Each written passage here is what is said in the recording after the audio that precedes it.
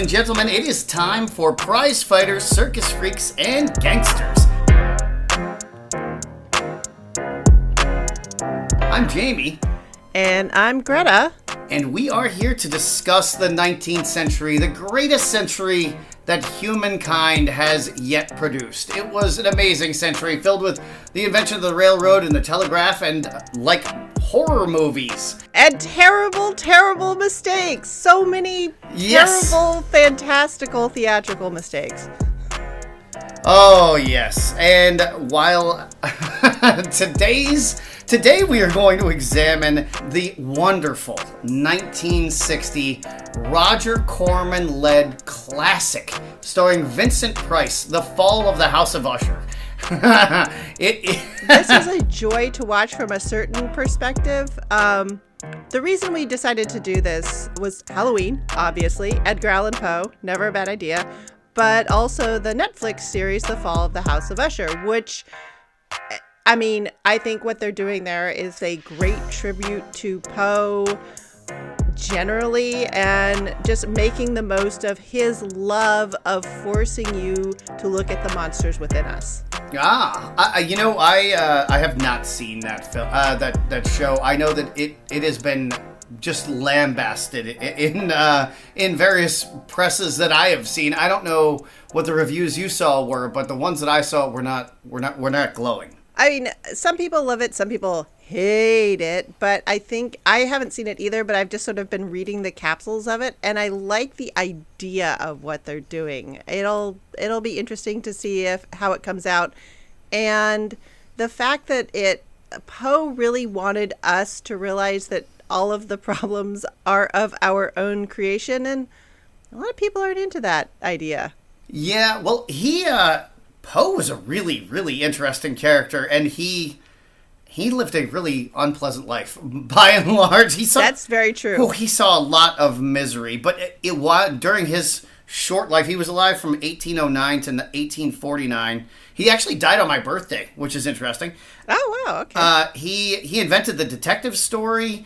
He popularized the short story in the U.S. He was the first full-time writer in the U.S., although that meant that he was... like myself, insanely poor, but yes. He was poorer than I was, I think. He was actually, burning his furniture for firewood, and his wife ended up dying of tuberculosis because he couldn't, afford to feed her when she was getting better, so that he could, so she could fully recover. Oh, I mean, the poor guy was a miserable dude, but he had a fantastic imagination, and yeah, he would kill it today. The fact that we're still adapting his ideas even now, I think, is phenomenal. And without him or Lord Byron, we would have no Depeche Mode, we wouldn't have The Cure, there would be no vampires, there would be no emo, there would be none of that. You would have no goths, nothing. We need Poe and Lord Byron for... the goth movement. Kept the long velvet coat alive. Okay, so The Fall of the House of Usher, the original story was written in 1839, 1840. It was published as a serial, so it's just a little short story, a tiny little novella. And one of the things that makes it so infinitely adaptable is that it lacks a lot of details. Okay. And so it's a... interesting little story to sit down and read when you want to sort of feel creepy. I wonder then why he didn't, and I wondered this while I was watching the A&E biography about him this morning. Mm-hmm. Why did he not write for the theater? Because that would have been a way for him to be a paid author, and he would have made money. And if he was leaving, if there was a lot of room for interpretation, then it seems like it was perfectly adapted to the theater. You know, who knows? Maybe he just wasn't much of an extrovert, and being in the theater requires you to work with a lot of people all the time. I don't know. No, he would go and read these stories in the theater so that he could make money. And while I was watching this, I'm like, yeah? How the fuck did he miss this? It just it was he would every time he got up to bat, he would swing and miss. It was wild. He could write the hell out of a short story, though. He clearly needed an agent. That's the answer to your question. Yeah, that is true. So The Fall of the House of Usher is a tale that he actually cribbed a little bit from a couple of different sources, but there was a German author that was like his biggest influence, and that guy was the guy who wrote the Nutcracker. Oh, yeah. Like the story that the Nutcracker was adapted into a ballet from.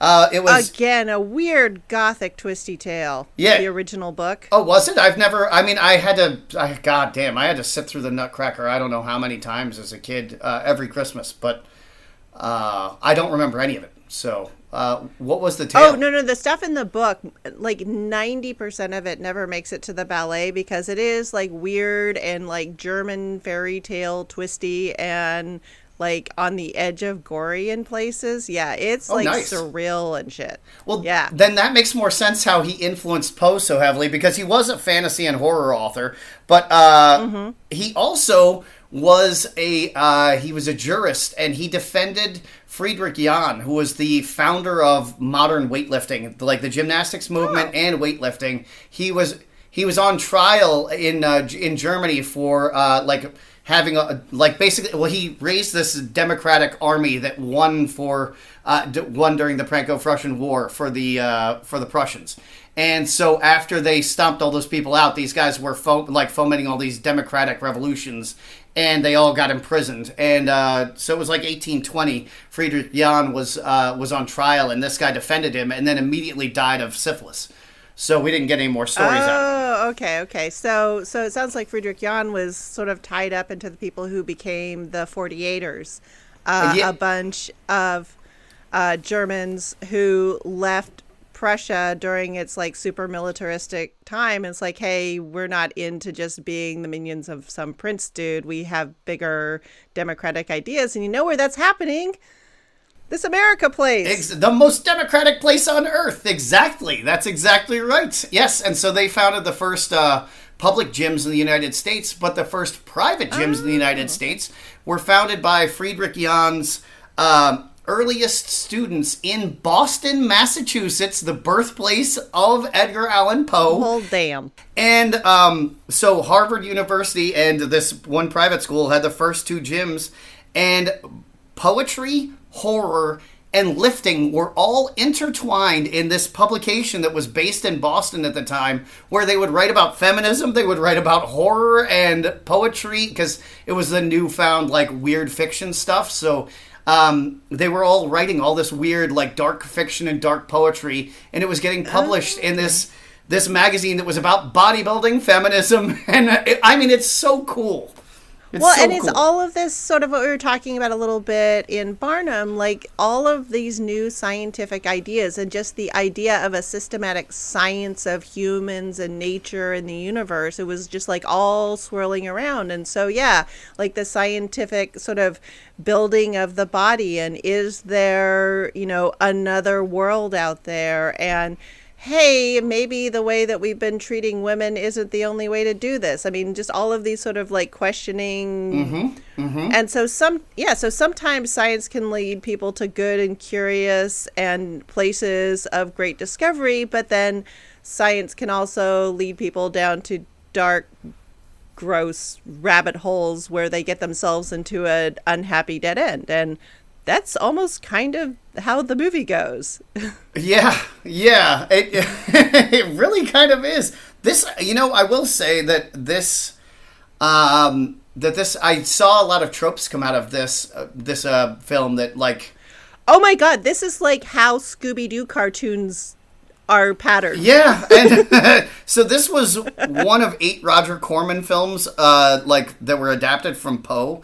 But it was also like I think the third time that House of Usher was made into a film. But this was kind of like the gold standard for it, which is amazing because it's Roger Corman, who made such schlocky films as like Death Race 2000 came out, like it was 1976. But it's still like, that's what I think of when I think of Roger Corman, is Sylvester Stallone running over people in a Corvette with swords on it.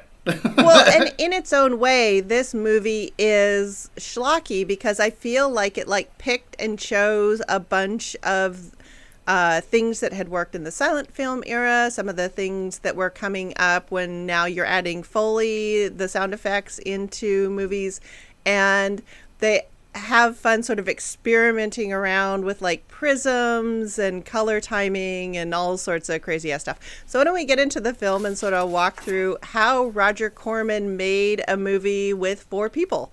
There's only 4 people in this film. I hadn't even thought of that. I wonder what the budget was for this thing, this cinematic masterpiece. Okay, so I looked this up. The studio that made this originally made like all of these like 10, 20-minute little shorties to like stick on.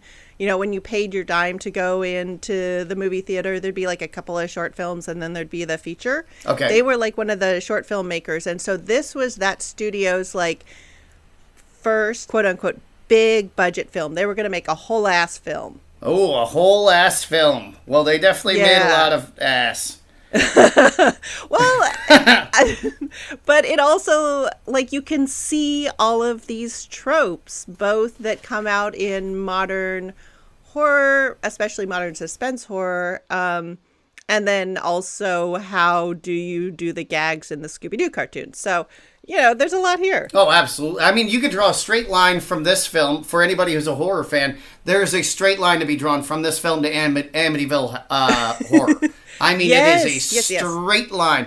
Haunting of Hill House comes directly from this. Like, and the Haunting of Hill House even more so because the first such like haunted house where the stones of the house are imbued with the evil of the people. And that's Poe's idea. Poe is the one who comes out with the house has its own personality. He was not the first, however. He was not? Okay. The 4th Duke of Orford in Britain was another jurist who loved to write horror. I guess that was a thing. So he wrote a story called The Castle of Otranto in 1764.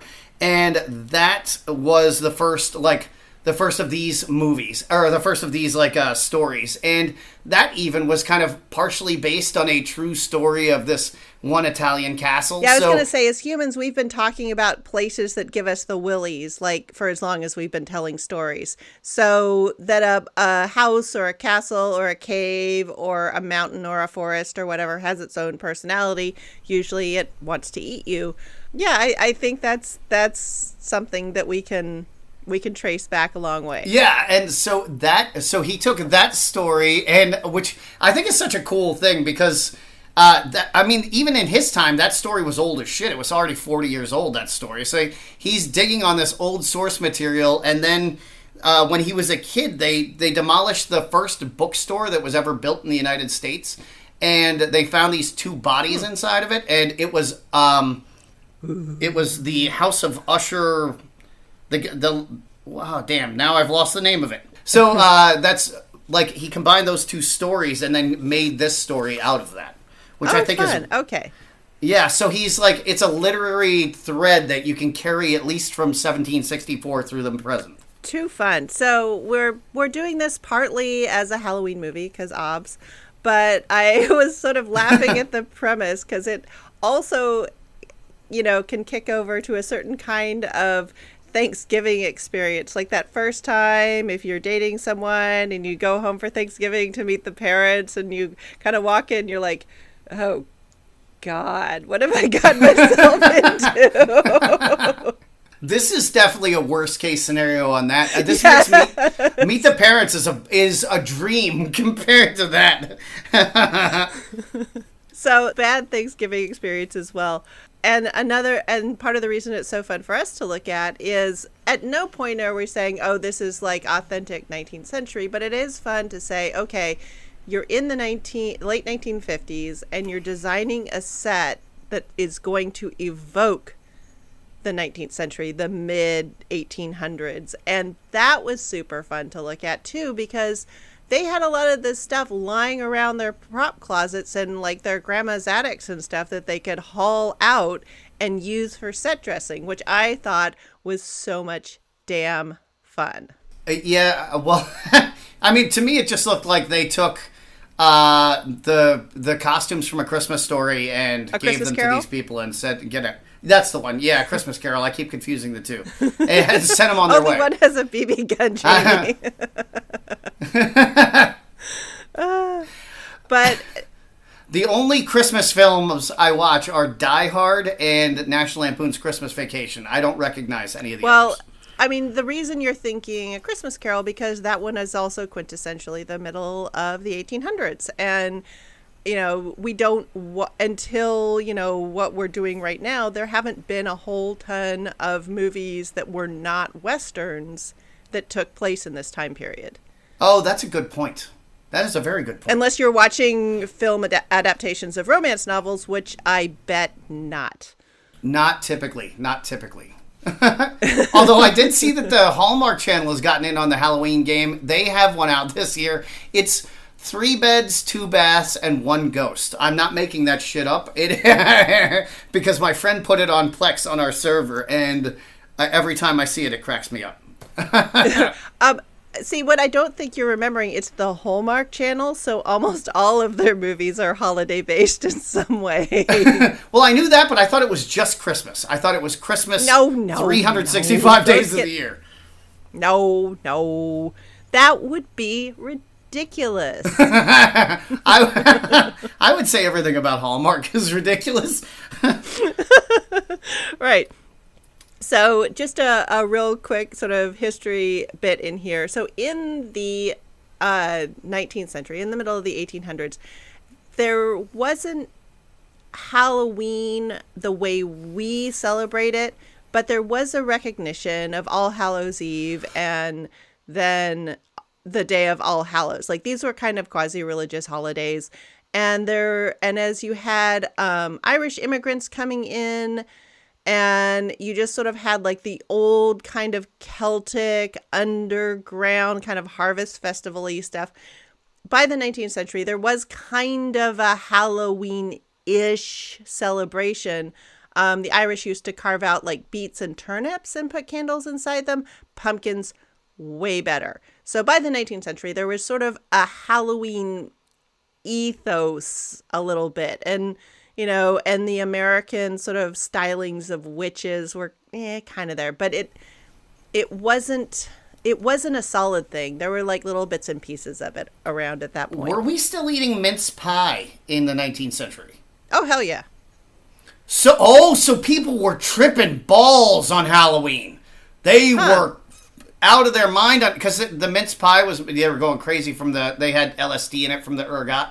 And all the alcohol and whatever else was in that mince pie. So they were tripping balls on because this was mince pie season, wasn't it? Mince pie, yeah, it would be more Christmassy because here you still have a lot more fresh harvest stuff. As long as you don't have refrigeration, you have mince pie.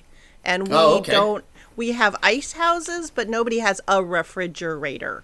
All right. Well, yes. I still, so a mince pie, you would cook 1 mince pie and then eat it for 3 months and without refrigerating it. And I just think that right? No? You would cook many and then you would put gelatin in them to sort of keep them covered. But more often you would have like potted meat that would go into a mince pie. What is potted meat? Because that sounds like Spam, but grosser. Okay, well, potted meat in the modern context is generally pretty gross because it became this way for food manufacturing places, a way sort of like the sausage barrels we talked about in another episode. The delicious sausage barrels that were only cleaned once, or only emptied once a year. Once a year, yeah. Oh, and it was just a way to like get rid of their trash. And so as a product of large food manufacturing concerns, potted meat is largely crap and terrible and scary. But before that, it was just another way to preserve meat. So you'd have like the big pieces of meat that you would roast or do things with, but there would always sort of be these scraps. And so the housewife or the kitchen staff, they would take it, they would grind it up, they would put it with spices, they would put it with some egg yolks, and then they would seal it under a cover of either gelatin or paraffin wax. And it was used to make things like pies. So is that like 100-year egg kind of deal? That's what it's sounding like to me. No, it's sort of more like it's sort of more like a country pate. Like it's Oh, God. tasty if it's well made, and it's crap if it's made badly. It's giving me anxiety. To me, it has oh, God. Yeah, wow. I would eat a White Castle hamburger before I'd eat that. I mean, a White Castle hamburger would actually be sort of a destination of this sort of potted meat. Like if you raised your cow. Because it's kind of a smear of meat fat on a bun. Right. So it's the same kind of thing. So think about it this way. If you raise this cow, and now it's the thing that's going to feed your family through the winter, and you come up with a way to sort of make like a nice sort of spiced, nice textured thing to eat in February when there's not really any more food, or something to serve at Christmas to all of your guests. This is your cow. This is your house. This is your farm. You're going to do a good job with this, and it's going to be good for you. Okay. Pemmican. Pemmican, or really anything else. Anything else. Let's move on, because that's awful. Okay. The nightmare that is 19th century food. My God. My God. Yes. But yeah, once it becomes a large manufacturing thing, the care goes down. If you're not eating it, just some yo-yo out there in the wide world is eating it. Like, you don't care. No, you're not getting paid enough for that. Don't worry about that. So, okay. So this is Halloween combined with your worst Thanksgiving visit. And, they start off with just this awful, bleak, burnt out landscape. And it turns out there had been a forest fire recently in the Hollywood Hills somewhere. And so they just went and used those trees. Oh, that's fun. To be. Yeah. So it looks blighted because it is. And that was a really good use there. Like, good work on the location scouting. I read that this represents a high mark for Vincent Price and a career triumph for Roger Corman.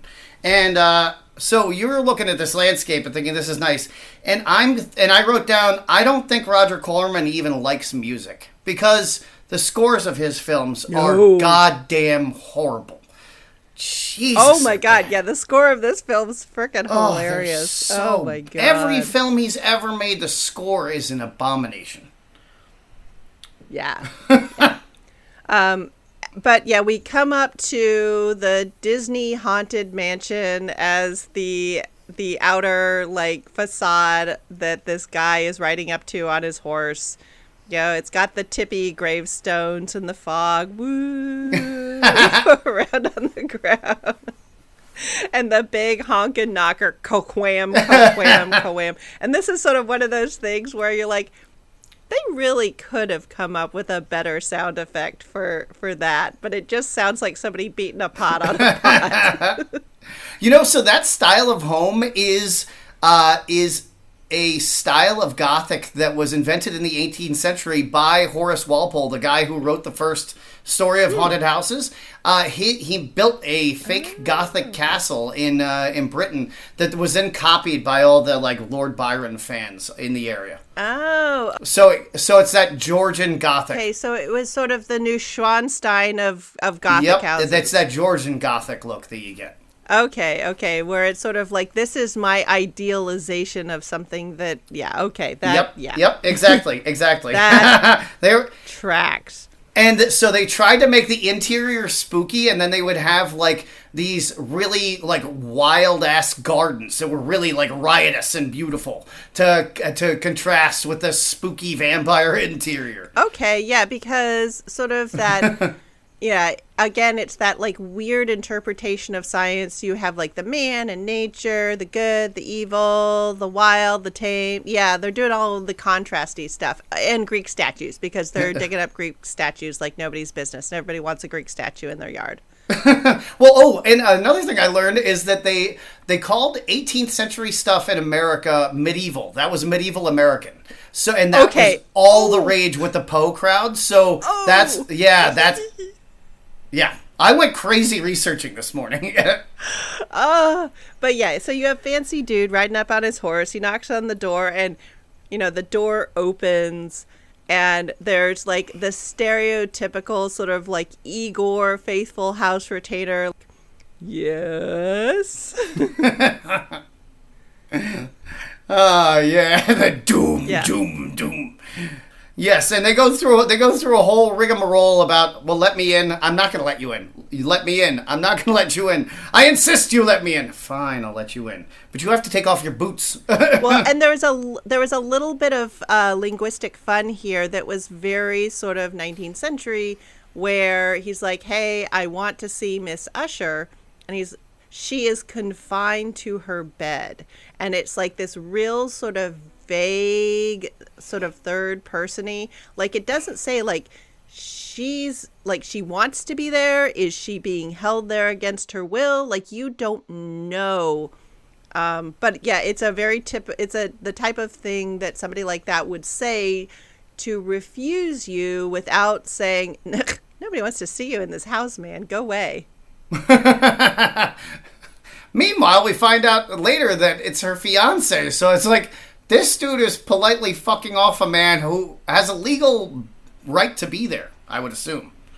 In those day and age, absolutely. Like, if they're betrothed, he actually has some quasi-legal rights to be around her. Yeah. So then he finally gains entry and then is told that he has to remove his boots, which is a terrible inconvenience to him. And he protests a whole bunch, and then he's given a pair of... See, nobody likes the surprise shoes off house. Not even then. So do they need a warning? Is it I don't understand. Like, I don't really care. If they tell me to take my shoes off, I take my shoes off. I know. But like, some women especially, like, they have, like, the shoes are part of their outfit, and they go to somebody's house, and they're like, you have to take off your shoes. And you're like, but, like, if I take off my heels, I'm going to trip on my pants.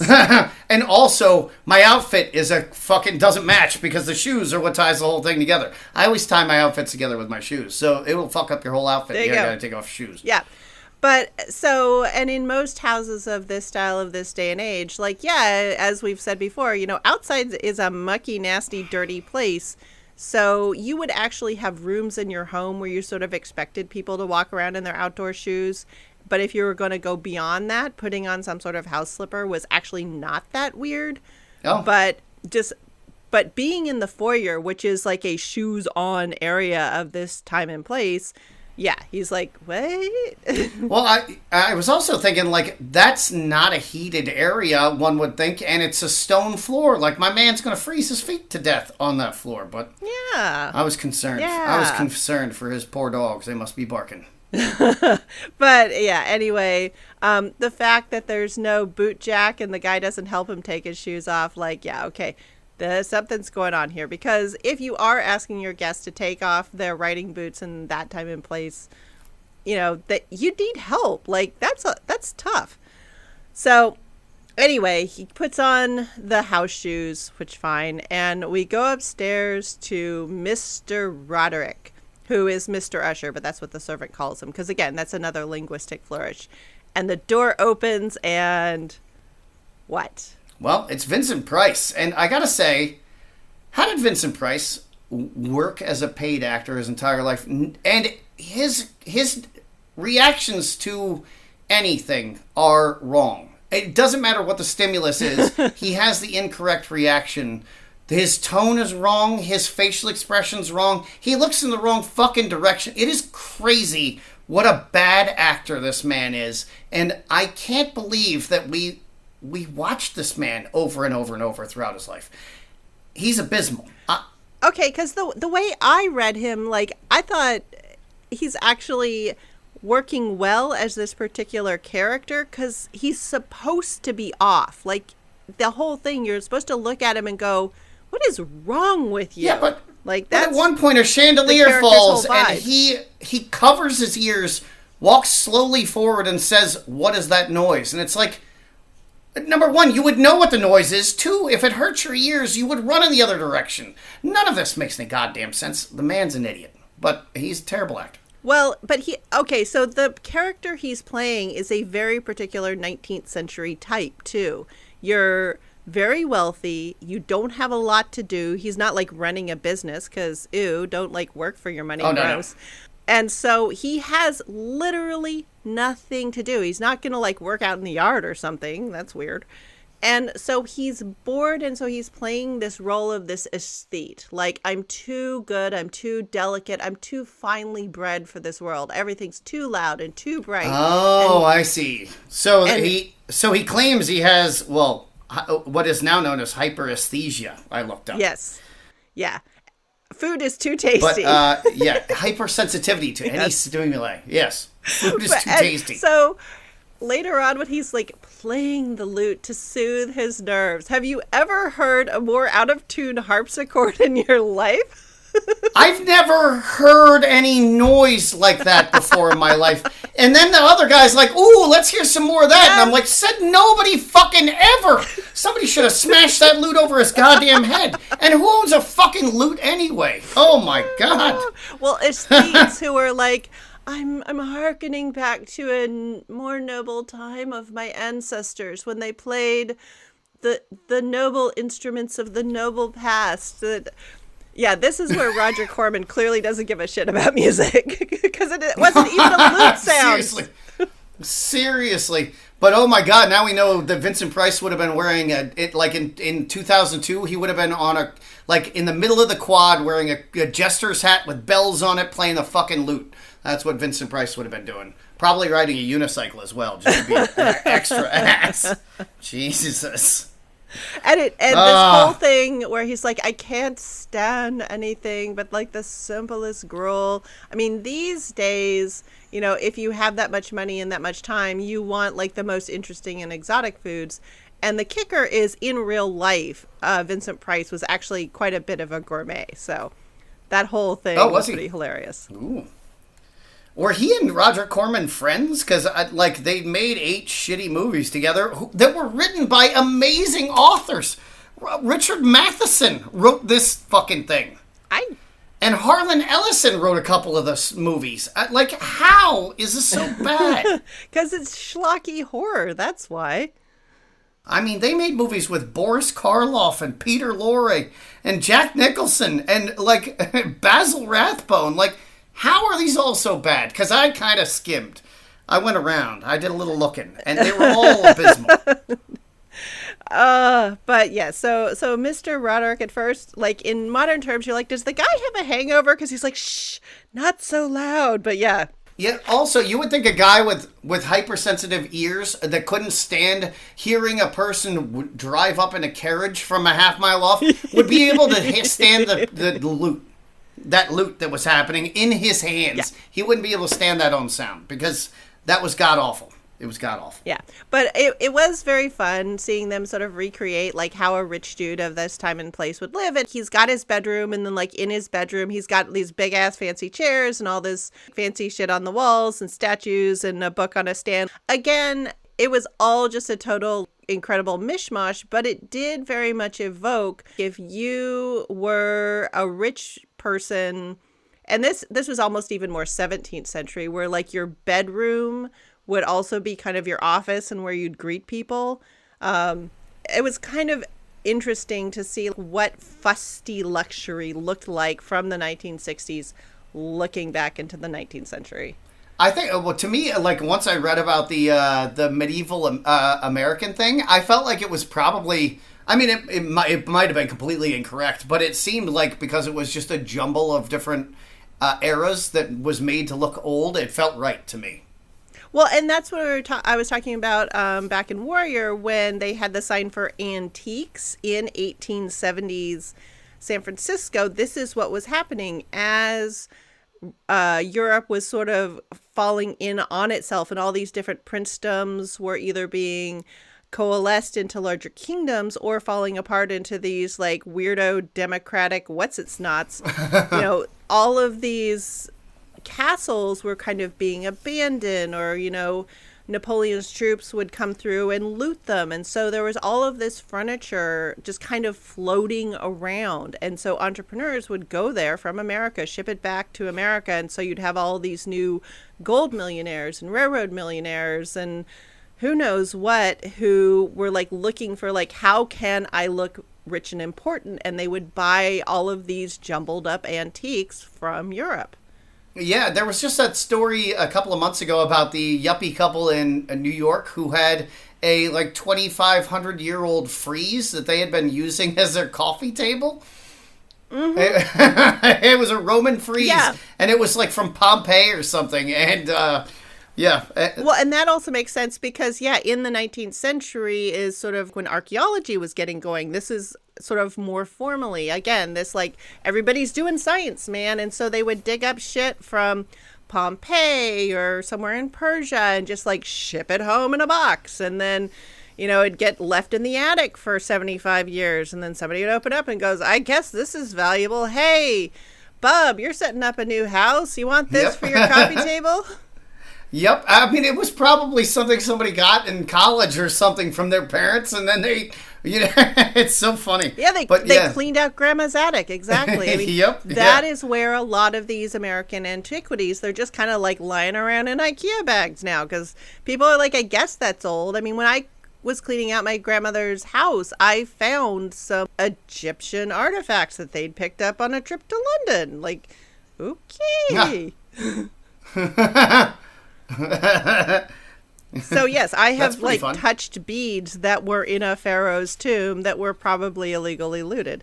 So anyway, well, we've already been over how your family seems to have been on the wrong side of history in a lot of things. So I guess that tracks. To the I guess that tracks. Totally tracks. Okay, so, that's his suite full of stuff. And we get to see Madeline in her bathrobe. And it's that, like, big, like, looming garment. And again, these are all sort of interpretations of the fashion. But you can kind of see an echo of some of Penny's clothes in what she's wearing there as her loose bathrobe. Like, it's a ton of fabric. It's a lot of clothing. But it's an echo of, like, okay, this is a looser, indoor, relaxed garment. So we start to learn that Roderick has this thing in his head about, there's good blood and there's bad blood, like insanity is inherited, internal badness is inherited. And again, the 19th century is when people really started to get quote unquote scientific about animal breeding. And they're like, well, clearly if you can breed bigger, fatter pigs, faster, fleeter racehorses, sheep with better wool, because they had stolen a bunch of merino sheep from parts of Italy over the past 50 years and were like breeding them into American sheep to give better wool. They're like, clearly these rules of inheritance work on people too. And so it was a way to once again say, we are the good people, you are the bad people, and it has nothing to do with the fact that we're subjugating you and making you desperate and killing everybody off that's the problem. No, it's because naturally we're better. Or in this case, yes, mad. Quite mad. I will say the paintings in this thing were the best. They were the best thing in the film. Truly haunting. Yeah, that was sort of before the big eye thing got out of hand, but you could definitely see the rise of acrylic paint and kind of this ability to do kind of really cool big paint tricks that just weren't accessible before certain painting technology. But yeah, those were some cool creepy paintings. Yeah, and there's really no great way to describe them, but they're really dark and like smudgy looking. They're very modern, but very creepy. I really enjoyed them. I mean, if anything in this is worth seeing, it's definitely those paintings. But then you have like the most uncomfortable family dinner ever. I didn't even take a note of what they ate. Did you see? I don't even remember because I know they ate gruel for breakfast, and that was just. So gruel is just oatmeal, right? Yeah, it was just some sort of grain at a very thin consistency. And it was gray. It was gross as hell looking. Yeah.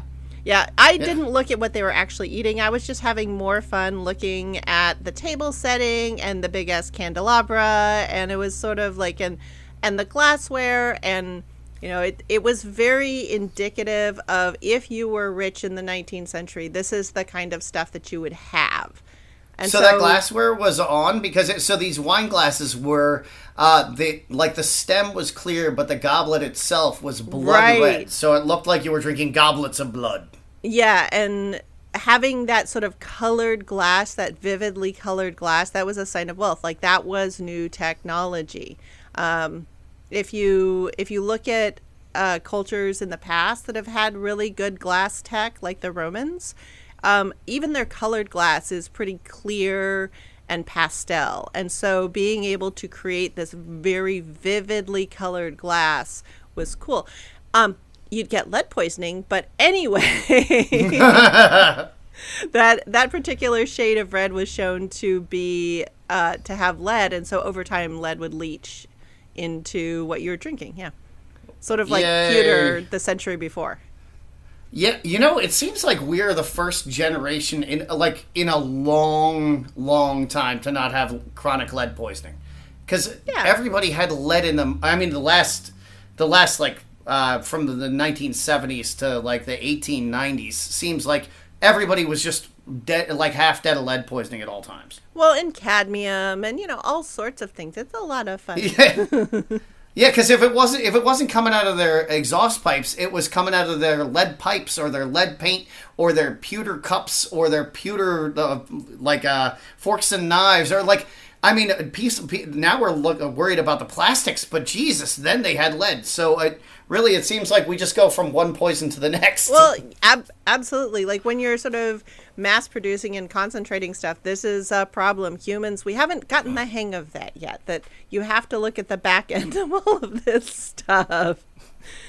Yeah, and while PCBs might not be good for us, I know a lot of people really, especially on message boards, make a huge deal, and they scream at me about it, about how, PCBs, and it's turning all the fish gay. They're very upset about the fish turning gay, and like the effects of it on estrogen and things like that, and they consistently insist that it's worse for them than the lead. And do you have an opinion on this? Okay, so the whole estrogen thing, it's one of those things where a scientist somewhere way back in the midst of the 1980s or something, in very good faith, said something along that this chemical is in the same class as estrogen, because they're like, just like things are in the same class as sugars, or say things are in the same class as fats, or things are in the same class as proteins. The estrogen hormone fits into a specific structural class of chemicals. And so what they're talking... Or kind of like how tomatoes are in the same group as nightshade. Yes. Or, yeah, tomatoes and eggplants. They're related.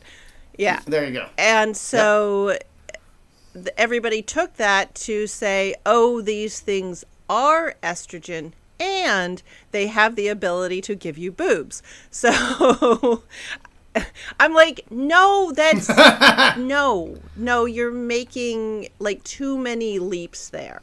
And so that's like a lot of these other sort of, but on one hand, it makes sense. We're going through the similar sort of scientific revolution as people in the 19th century were going through.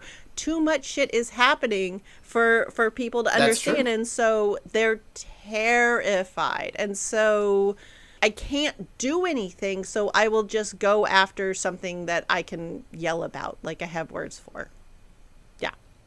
Yeah. Oh, that makes sense, I guess. The plastics are not giving you boobs, is where I'm trying to say. So we're still coming out on 19th century lead poisoning way worse for you than plastics in your food. Yeah. Yes, okay. And so... And way worse than all the high fructose corn syrup and plastics in the world. Yeah, because first of all, your brother isn't sending you to bed despite the fact that you're a grown-ass woman.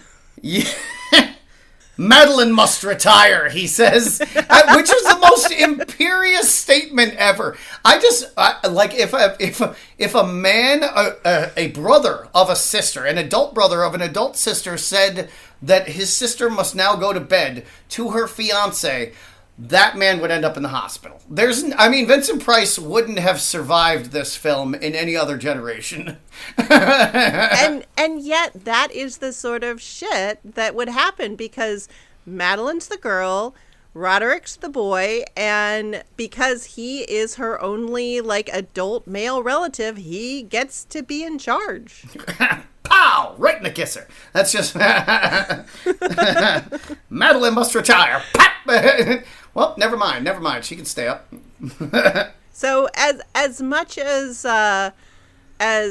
Vincent, Roderick there is a creep, the way the boyfriend awakens poor Madeline...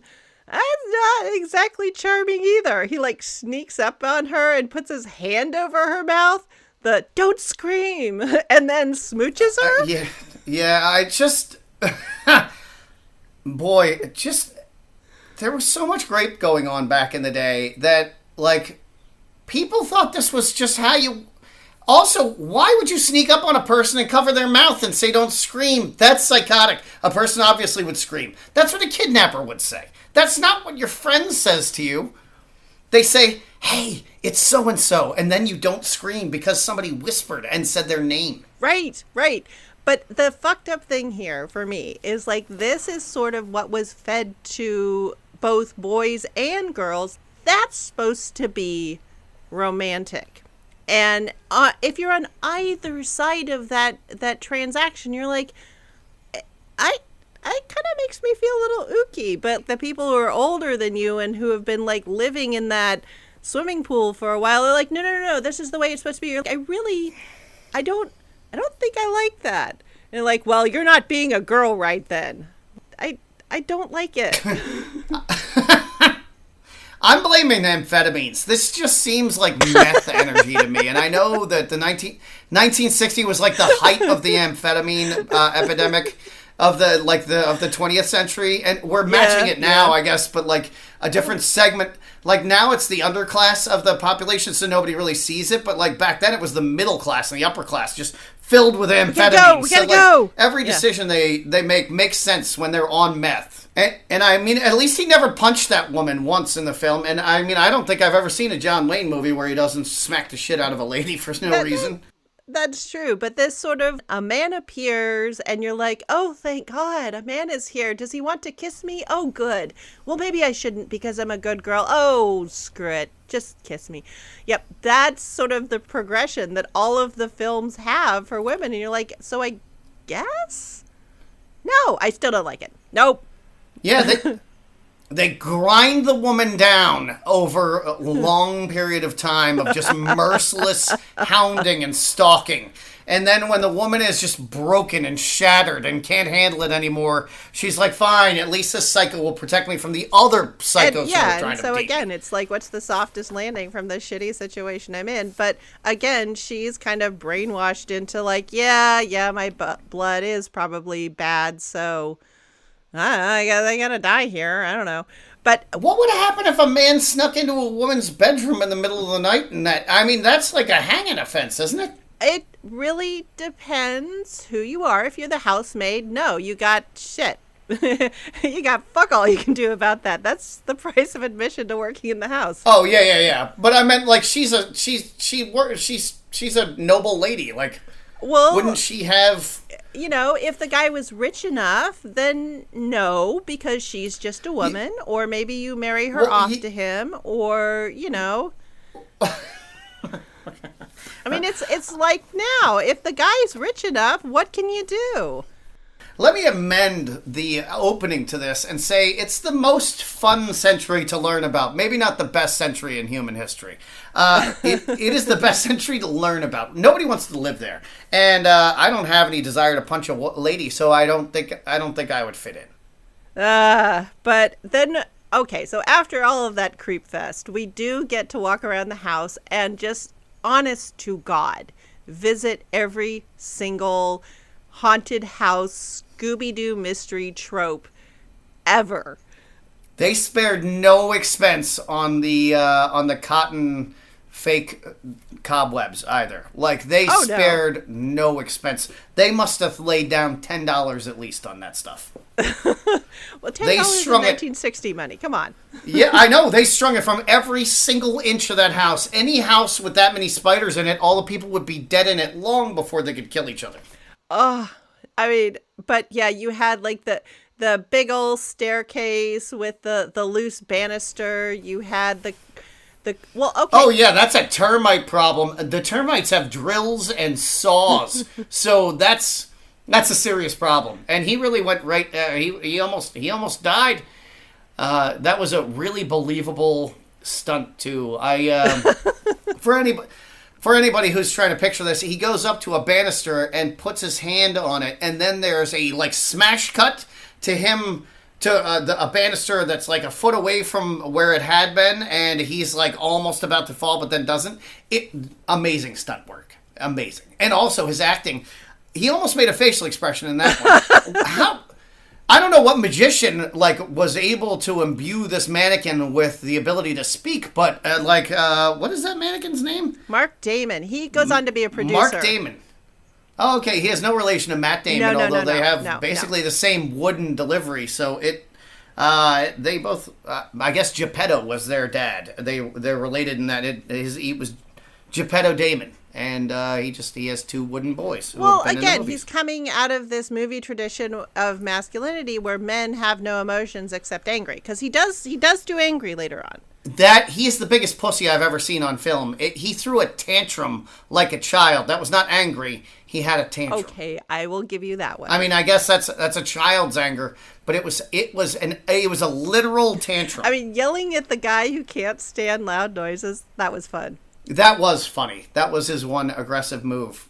That was pretty funny. I mean, he could have just stood there and clapped his hands and the man would have killed himself. But, I mean, we had the chandelier. We had the door opening and closing by itself. We have the house shaking. And rocking in reaction to you challenging the house. I mean, it was all the good stuff. There's a huge ass crack in the wall, just like in Amityville Horror and all the other, like Exorcist and all that shit. There's always a crack in the wall in the basement, and this one has a crack in the wall in the basement.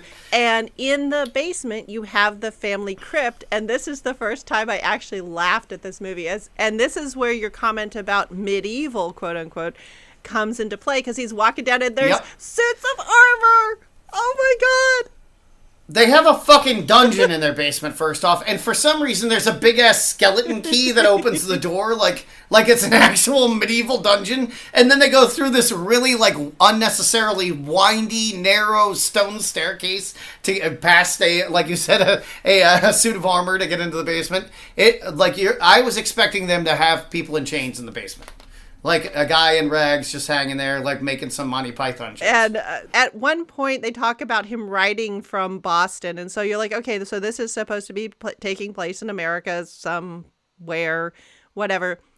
And then Vincent Price later says that they moved the house from England stone by stone, which isn't as insane as that sounds. Because if you think about the actual manual labor it took to cut stone to fit and to actually do that, hauling a whole ass house from point A to point B stone by stone, if you didn't have to cut the stones were already cut for you. It's not as insane as it sounds, but it gets insaner later.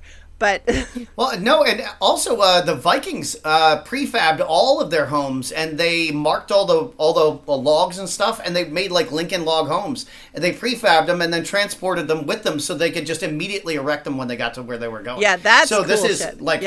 Yeah. So it's insane, but not as insane as it was. But I definitely, it's just that was the first laugh total laugh I got out of the movie. That was your first laugh? That was your first laugh. Well, I was sort of snickering along, but that's where I actually completely laughed out loud at the I was like, oh, okay.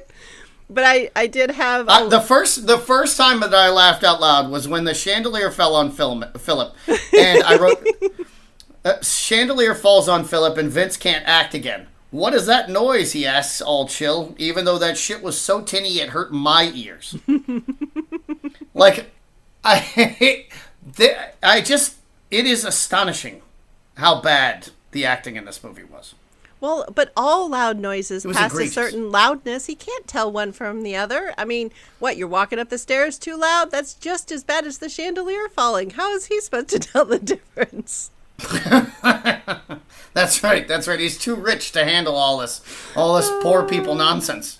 Okay, Walking. but so the other rich people, poor people nonsense, we get to see... Oh, yes, so and their basement also has low oxygen levels. So the flame gutters when they're in the basement. And I was like, all right, so it's a house with CO2 or methane poisoning that is settling. So there's a huge crack in the wall.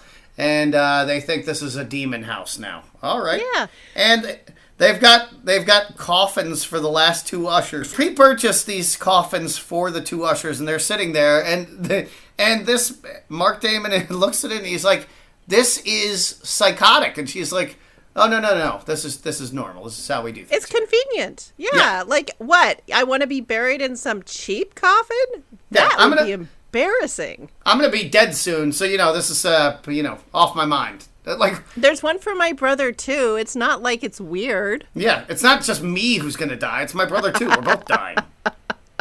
Meanwhile, nobody's explained shit to this man, and they keep saying, "Well, you just don't understand." And it's like, how about you fucking explain it to him then? And it just keeps going on. They're like, "Well, you don't understand." I have never in my life said "you don't understand" to a person, and then not made an effort to explain the situation to them. Never in my life. I don't know that anyone ever has. Have they? Except on amphetamines. Well, no, this is like a very prominent literary device. Like, this is how in badly written fiction or like, and in a short little novella, it kind of works because he's got to just do that and like move on to the next thing. And to build tension, it's like you hint at something bad and then you just move right through. And then also, if you want to pull in sort of the romance novel trope, it's like where people don't fucking talk to each other. Like, you could solve this with a little communication. No. I did also think that, like, the bad air in the basement, like a death stalking this lady was it was really evocative of his own life, where tuberculosis killed, like, his mom, his stepmom, his sister, and his first wife. I mean, and yeah, the idea of bad airs, like, that is very much a 19th century thing. It had been around for a while. In different cultures, you either always sleep with your window open to make sure the bad airs don't stay in, or you always sleep with your window closed to keep the bad airs out. It depends culture to culture. Well, I mean, it makes sense when you're living in someplace like 5 Points in New York where there's methane seeping through the ground, and so if you left the windows closed, you'd all fucking die. So... Right. Or it'd explode because you've got an open flame filled with methane. Be careful when you light your candle in the morning. What a nightmare. But yeah, we get the don't wake the sleepwalker trope. If you wake somebody up from sleepwalking, they'll go mad, they'll die. That one was in there. I love that. I was waiting for her to hit her head and forget something, and then have somebody just smash her on the head with a hammer so she remembers again. Like, what the fuck was that? That they thought that, like, the grievous head injury was bad, but a second grievous head injury fixed the first one. Yeah, I don't know where the soap opera amnesia thing came from. That's wild. But I don't know when that happened. I feel like it had to come from Poe at this point. I have a funny feeling that's more of a World War II thing, because that's when people started really paying attention to head injuries. Maybe. But that's a complete out of the air guess. But okay, so just a quick nod to the kitchen action and like poor Bister, the servant, in this like old timey kitchen where he's cooking over a fire, like a big, tall, deep fireplace with a cauldron. He has a cauldron. Yeah, cauldron of gruel. I had a lot of fun with that, and there was some nods to like that cauldron was filled to the top with it was like 7 gallons of gruel. How much gruel could they eat? Yeah, that was, well, they had to make room for the thing underneath it that was bubbling up through.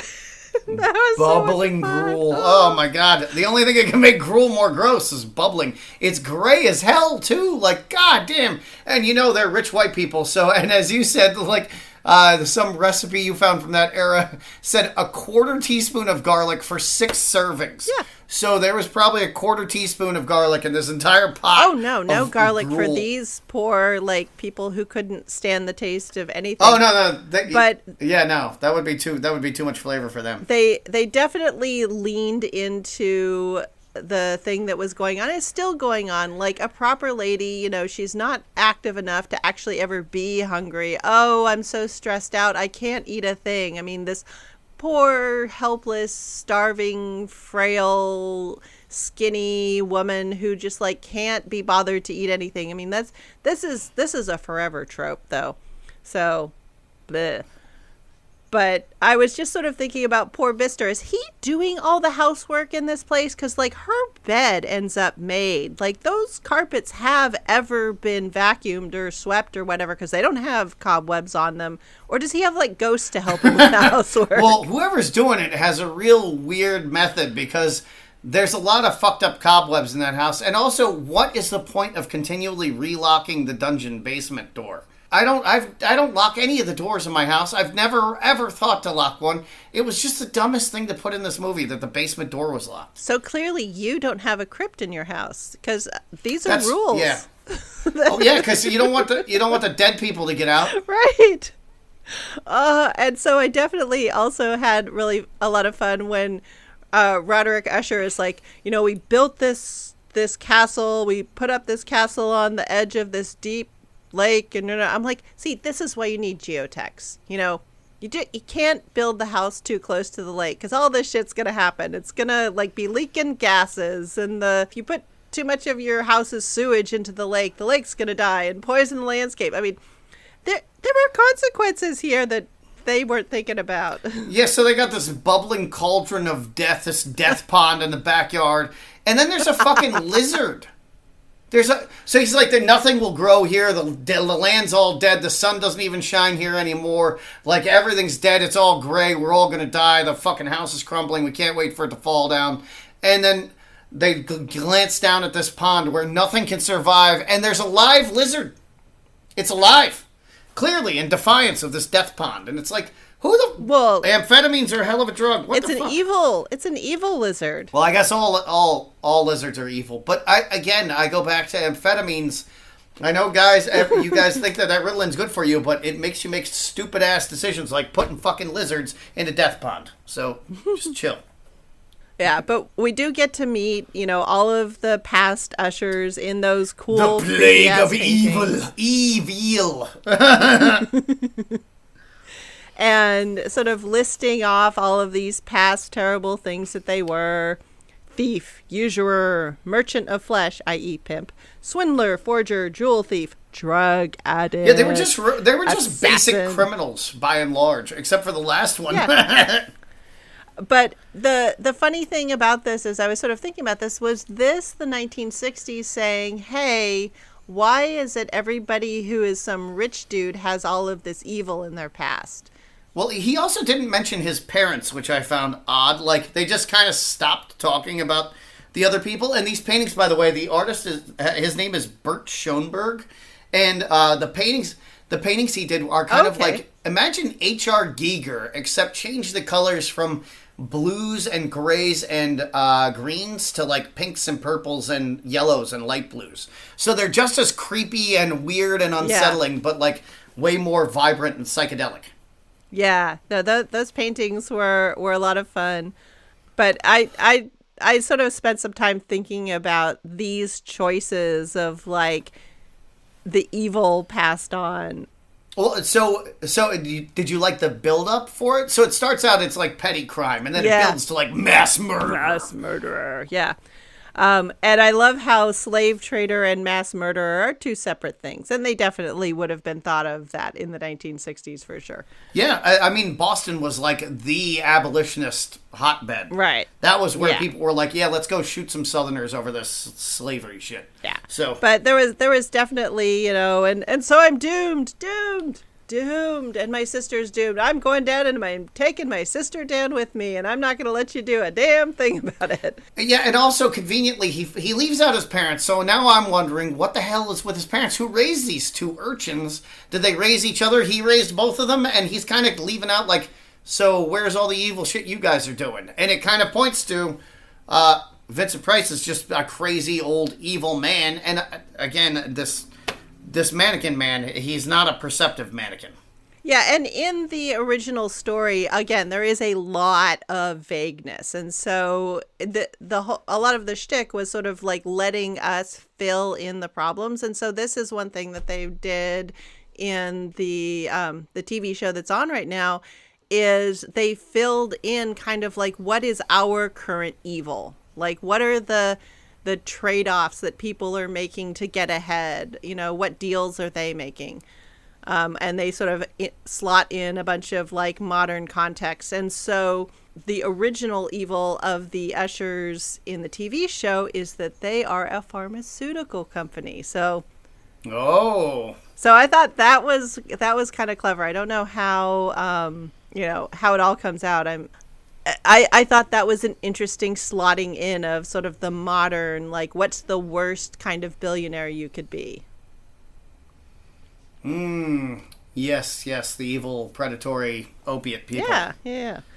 Yeah, that definitely tracks. But then we get back into how do you use dead women to advance the storyline? Oh, before we get to that, do you think that... So he Sure. He was talking about how we started out with these, like, beautiful, wonderful people in our family, and everybody was educated and perfect, and then over time they gradually devolved into these evil, criminalistic, slave-owning people. Do you think that was maybe, like, Poe's kind of idealized version of the history of the quote-unquote white race, and like how they kind of had they were idealistic and it just kind of degenerated into like they were all just a bunch of murderous psychopaths, like a collective guilt thing? Or maybe sort of looking at American history, these people came over with these beautiful ideas and look what it's devolved into. Because again, this is 1839 and we are sort of coming up on the Civil War, and there is a lot of talk about like this is the original sin of America. Like having, all of these people enslaved be over here. A lot of abolitionists were definitely looking at that. Yeah, and like so the guy who was running the first gym in America, the first private gym at Harvard, he was a Hessian mercenary. So he volunteered to become a Hessian mercenary, fought all over Europe, fought in the Greek War of Independence, came to the United States as like he was ready to shoot people about... He was like, if you want to own slaves, that's fine. I'm going to kill you about it. And like, so it was like that. These people who were involved in the creation of the Poe tales and things like that were so... like their biographies are so crazy. Their CVs are so packed. Every person that I looked up in this, from the guy who did the Castle of Otranto through, it's like the most packed CV you've ever seen, and it's all badassery. And it is really interesting because you sort of look at Boston and we really think like, okay, South, slave owners, North, good, honest yeoman farmers. But no, Boston was built on slave traffickers. Yeah, and also South Boston is one of the most racist places you could possibly go. And I'm sure because Poe, at this point he's living in Baltimore, which again, is dealing sort of like with the edges of slavery, and also Providence, Newport. I mean, you had slave trafficking going through there as well. You didn't necessarily have slave markets in those cities anymore, but people had built their fortunes on moving people from one place to another and abandoning them to horrible, horrible fates for money. Yeah, and we had American politicians, like the presidents, who were hiding slaves and like skirting state laws even when they were professing to be abolitionists, just so they could own slaves. So it was a weird time. Yeah, and and I appreciate Poe for saying, hey, you want to make this black and white, but we are all complex, twisty creatures. And sort of abandoning yourself or abandoning other people to one side or another is, even worse. And so where Madeline's like, yep, well, I'm doomed because my brother says so. So, yeah, whatever. Yeah, she just was like, yeah, my brother says we're all going to die, so I guess I'm going to die soon. And it turns out she, in her heart of hearts, doesn't actually believe that because she has a cataleptic fit. In other words, she sort of like has this thing where she goes kind of catatonic, where she can't move. And as the world's changing and people are sleeping further apart from each other and you have light at night, you get sort of these different fascinations with sleepwalking. And then also way more people are taking way more drugs. And so sleep becomes very interesting. Oh, one thing we didn't mention is that in this goofy ass movie, when they go into the basement, into their medieval basement, the Igor man lights a fucking torch to go. So he would have burned the whole goddamn house down. Like the house would have burned down in a second. It was a stone but house. He lights this. No. Great. There's wood. There's fabric everywhere. It's all ancient and filled with disgusting fibers and films and powders and God knows what all. That's true. There's probably gunpowder throughout the entire thing because there's a flintlock pistol in the house, so God knows. God knows what's going on. Oh, but speaking of fire, there was one interesting 18th century detail 19th century, 18th century detail you don't really see. Vincent Price keeps on lighting candles with this long, skinny thing, and what that is a spill. And so people would take waste paper and screw it up into these super tight pieces. And so that's what he's using as a lighter. It's called a spill. And that's what people would use to light their cigarettes and their pipes and candles and everything. Because you wouldn't light That's what you use in Boy Scouts too. Yeah. Yeah. So I thought that they had that particular detail in there. That was kind of fun. Torch in the basement. I didn't know what that was. I thought it was just a long stick he was using. Also, that was the most annoying literary device in the whole thing. I don't know if that's in the story, but Jesus, the 2 drops of flame in the darkness. He kept lighting a candle for the two of them, and then he was totally nonplussed when she died. He was like, "Oh, the bitch is dead. Well, we only got to light one candle now. Let's move on." Yep. Yeah. So he claims that she's dead. Philip, the boyfriend, the fiance, goes down to look for her in her coffin, and she ain't there. And Mr. Usher is like, "Oh yeah, no, I had to bury her somewhere different." Yeah, I had to bury her real fast, and I thought the whole process was real fast. And my man Phil, he just went along with it. I guess he's the prototypical cute but dumb guy from romance novels, right? He's just perpetually perplexed. Yeah, he is perpetually perplexed. The cool thing that was in the original story that they left out is that Roderick claims in the original story that he has to bury his sister quickly and hide her body, and you'll love this, because he's worried about scientists digging her up to do an autopsy and study her body because her illness was so mysterious. A good reason. That's a good reason. Yeah. That makes sense. That makes great sense. And although I was not able to talk you into doing Birkin hair again next year, before next Halloween, year. it would have been perfect. That would have been the perfect seg because grave robbers. But no, somebody doesn't want to do it. No, I'm only willing to spend so many hours editing. But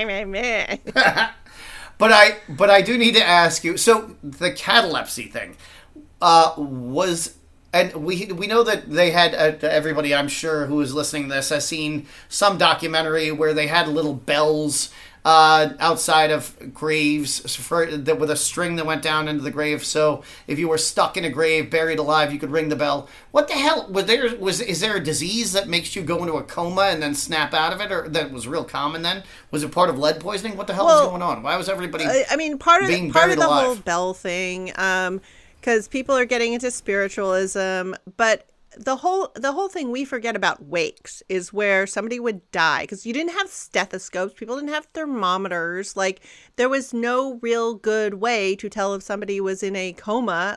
At this point, figuring out that your heartbeat was a life sign and to actually listen for it, this is news to people. Yeah, he held a mirror to her nose, and you can see the breath exhalations on the mirror, correct? Right. So I guess that was one method, but I guess if they were exhaling real weakly, you wouldn't see anything. Right. Or if it's cold, if it's warm, the mirror and her breath might be a very similar temperature. And so part of the purpose of a wake, other than to celebrate somebody's life, is to have the body there. So in case they do come out of a coma, there's time. Oh, that makes sense. Yeah, you want everybody to, like, everybody agrees this person is real good and dead. Oh, so then it wouldn't have made any sense at all, because there would have been a wake to make sure she was dead before anybody would have started stealing her body.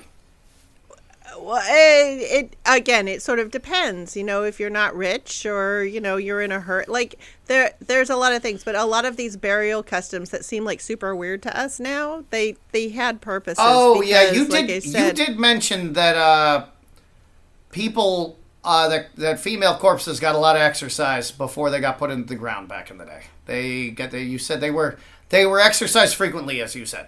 Yeah, that families would sort of let them kind of get a little extra stinky before bringing them around to be attended to, which is a lot of the reason a lot of people wanted to have their dead bodies tended by nuns. So that nobody would have sex with them. Right. Jesus Christ. What is wrong with you guys? What is wrong with masturbating? I just don't understand it. It's so much easier than going to the corpses. What the fuck? And then you can't bathe, so you're just reeking like corpse juice. And dudes now are worried about coming home with a little stripper glitter on them. But you got corpse juice on your dick. So then you're did having guys sex with your realize wife. they did this to themselves by making women feel bad about having sex? Like, it's their own fault. There's a different way you can do this. That's a real different scene with you going, "Why are you making me do this to you?" rather than it being a man choking his wife to death. Yeah. It's you screaming it over a man who's having sex with a corpse. That's the picture I have in my head. Yes, but he's also doing that to himself. Doesn't have to be this way, man. Some choices you've made, so Anyway, Halloween episode going off the rails. There we go. Well, you know what? If nobody was having sex with a corpse, would it really be a Halloween episode? Yeah, I could do that. I would be okay with that, but probably not if we're talking together. Anyway, so it's a good thing. It's a good thing all your former students are adult-ish now. But okay, so we kill off the lady to advance the story, because that's how you do storytelling in movies in the 1960s and beyond. And it turns out that Madeline, when she discovers that she's supposed to be dead, she's not into it. She decides she doesn't want to be dead. She's no, and so now Vincent Price is saying that she's still alive and she's scrabbling at her coffin and he can hear it and it's driving him crazy. But that Phil shouldn't go down there and save her because she's mad. And it's like, bro, you buried her alive and then chained the coffin shut so she couldn't get out. When she does get out, she's going to have some notes about what she did. So, do you is know it the chicken or the egg? Yes. Speaking of doing it to yourself. Yeah. But I did sort of have fun watching the Phillips descent into madness and the cool sort of 1960s playing around with prisms and color timing and props to the people working on that. They were sort of pushing the edges of what you could do with film in 1959, and that was kind of cool. Were they? Yeah. All I saw was a bunch of Hammer House shit, and I was like, all right, well, apparently we're into disco now. This is terrible. But if you think about, they were hand doing that. They had to shoot that film, and then they had to figure out the color timing on it, and they had to develop it a certain way. And, I mean, just as an exercise in sort of creating something by hand, I was kind of impressed with it. It looks super hokey to us now, but oh yeah. Yeah, I do agree with you, and I appreciate this for its role in history, just like I appreciate Black Sabbath for its existence, but I don't want to listen to it. Right. I would never recommend this to somebody. Yeah. for anybody who ever like says, "Oh, well, this era was the best era," and blah blah blah. I mean, it's easy. It's always easy to debunk, but just to point at films is the easy, or music is the easiest. Just be like, "Oh yeah, do you really want to listen to that shit? Because I don't." Yeah. Or do you? I mean, this film, for instance, just how tinny it is. Yes. Like, did they not have? They didn't have any like subwoofers in the 1960s. It was nothing but mids and highs. They had nothing else. Well, again, think about it. No, they didn't. That's why you had tweeters and woofers, and so that's why a subwoofer was like this huge advancement. Like, people got super excited about that. I'm so glad we live in the now and not in the then. Yeah, and again, this is another thing I don't think people think about now. The reason you would go see live music is because the way recorded music sounded was so different. Like, now live recorded real close. But if you think about like listening to a band on your like handheld AM transistor radio that you kind of have to hold up to your ear and the signal fades in and out, you would want to go fucking see that live. Yeah. Listening to anything really in mono is brutal. It's brutal in mono. Yeah. Oh my God, it was all mono back in the day. I had a mono clock radio. That was my first personal like radio device.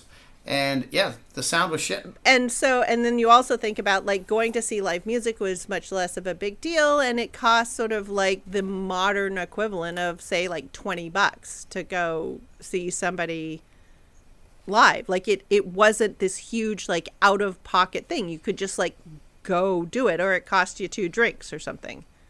It was much easier. Yeah. It wasn't like going to Taylor Swift and you had to like pawn your kidney or something. Right, and it took like a week of your life, exactly. But if you sort of think about like how bad recorded and broadcasted music sounded, why seeing somebody live was so exciting, was so desirable. Well, and also you had no TV, so you had to get out and do something because there was nothing. I mean, you couldn't be playing on your phone or playing video games, or I mean, you could sit and play chess, or you could leave your house and go to the theater.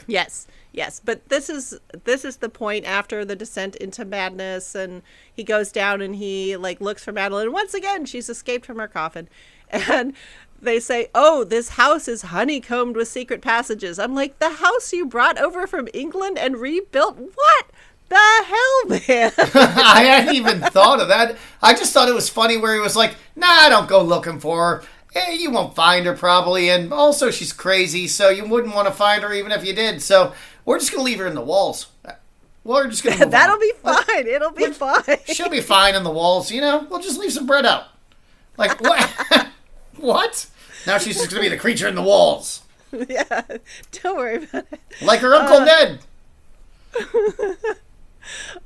So yeah, there was some ridiculousness, and that's why I was like, yep, once again, like every secret door, secret panel, people like running through secret passages, popping out of the wall. It's a Scooby-Doo episode again, and just Oh yeah, and then the house catches fire just because the house, as Vincent Price keeps saying, the house just wants to burn itself down. So now instead of it falling into a sinkhole or whatever's actually happening, it's it has to burn and then fall down in the sinkhole, because the effect of the house sinking at the end was a scream too.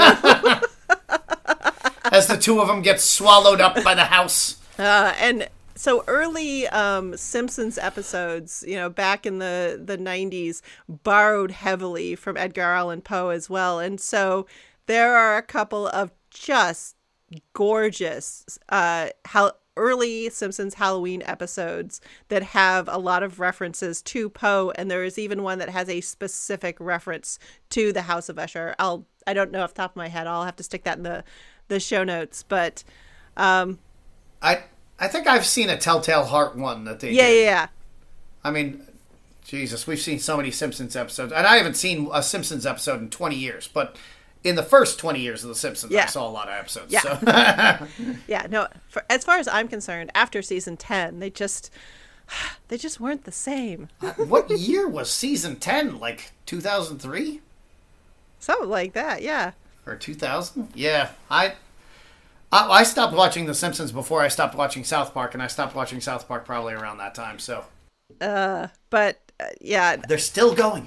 But that, again, that's just like the enduring tug Poe has on our brains and the ability to inspire new media, which I think is really cool.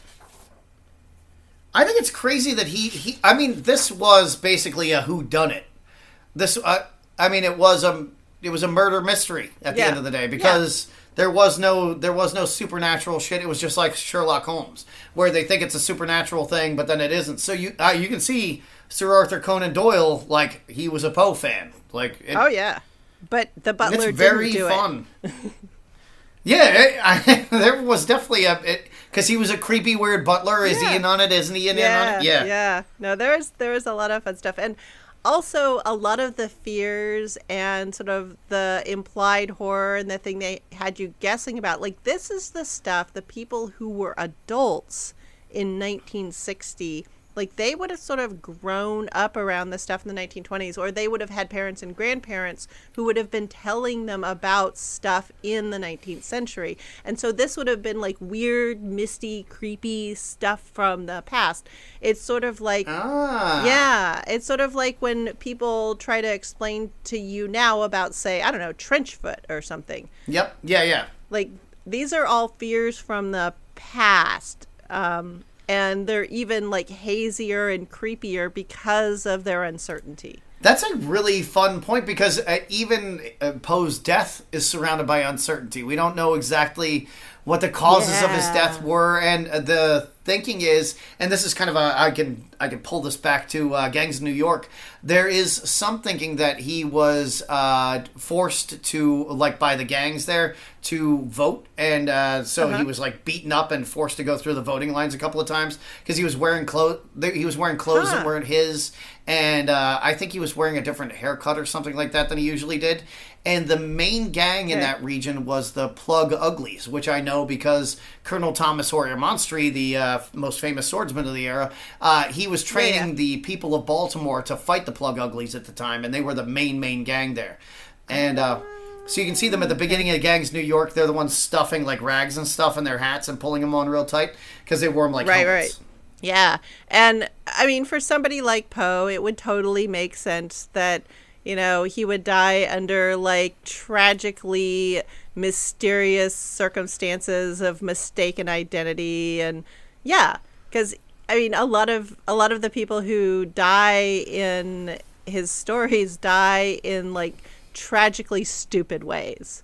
His death itself is a whodunit. That just and like the mystery award that, like, the mystery writer award that's given out every year is called the Edgar. Mm-hmm.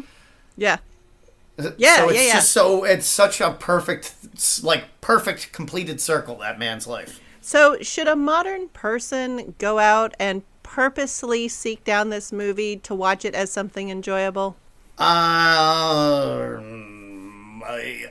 Some people like films that were made before 1976. I'm not one of those people, so I can't recommend it personally, unless maybe they were really into Vincent Price. I don't know. What's your take? Yeah, I would say if you're just looking for a fun movie from the past, this isn't one I would recommend. However, if you are a student of film or storytelling or any sort of theatrical anything, definitely watch this film, because it is such a rich text of like the developing movie industry. I mean, for example, they made a big deal that this was a color film.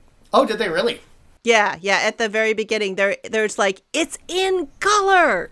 Boy, the intro to this film is weird as hell. You actually warned me beforehand, so I was sitting there taking notes while it was going on. But there were 2 minutes of nothing on the screen with just music playing in the background. That is going for 2 minutes while people are supposed to be taking their seats. For a TV movie, which doesn't make any fucking sense. Well, that's just because, you know, Pluto TV just like got whatever print they could get their hands on.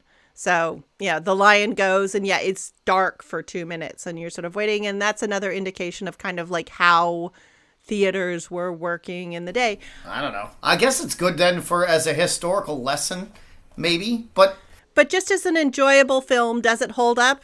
No. I mean, if you want to watch a movie by Richard Matheson with that stars Vincent Price, watch The Last Man on Earth. or it's I Am Legend, the original I Am Legend film. That one was great. It's the first zombie movie, even though they're technically vampires in the book. But I mean, you'll see if you watch it. They're Romero zombies, slow shambling zombies, and that's a dope ass movie. Yeah. There are definitely movies from the past that are like, hey, let's just go like pull something from the back catalog, and this will be a fun thing to watch. This is not that. But if you're looking for specific sort of historical stuff from one direction or another, yeah, it's a good time. There is a film from 1963 called The Haunted Palace that I might look up because it's an H.P. Lovecraft Poe mashup.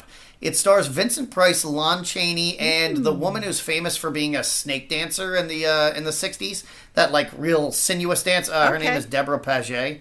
I've seen the video of her doing that like kind of hula belly dance thing with the snake, but that's all I know of her from. Yeah, in the 1960s, men were just discovering that women had hips. So yeah, she was pretty exciting.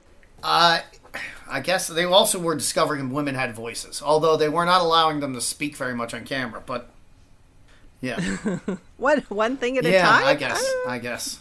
There's a commercial going on TV now about a Pennsylvania politician who his stance on birth control is women should keep their legs together. So I guess we haven't progressed that far.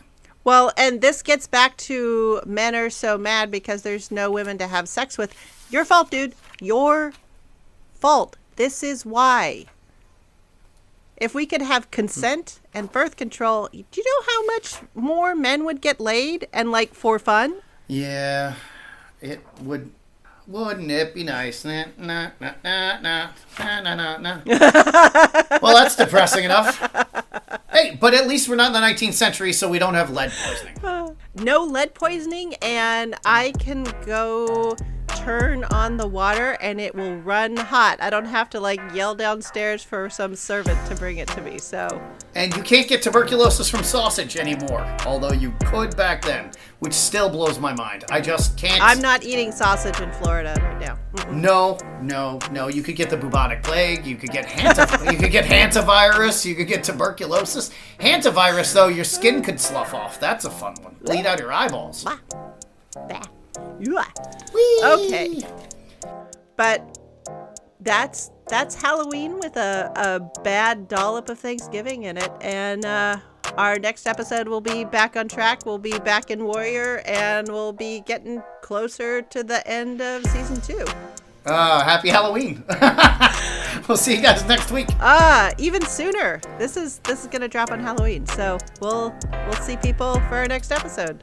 That is true. Oh, and I did just listen to the Jambalaya episode, and it was so good. Everybody, check out the THOA, the History of American Food, Greta's other podcast. It's amazing, and she just did one on the history of jambalaya, which somehow I never realized was Cebu Gen had been turned into paella, and then it went to Louisiana and became jambalaya. Thank you for drawing that line for me, even though I'm such a jackass. I didn't see it right in front of me. Well, you're not the only one. It sort of takes being able to look at African food and Spanish food and all of these cookbooks and have them lying out in front of you and go, wait a second. Like, this is really the first age where somebody can do that. It's so cool. I appreciate you. That show is amazing. It's awesome. Yeah. All right.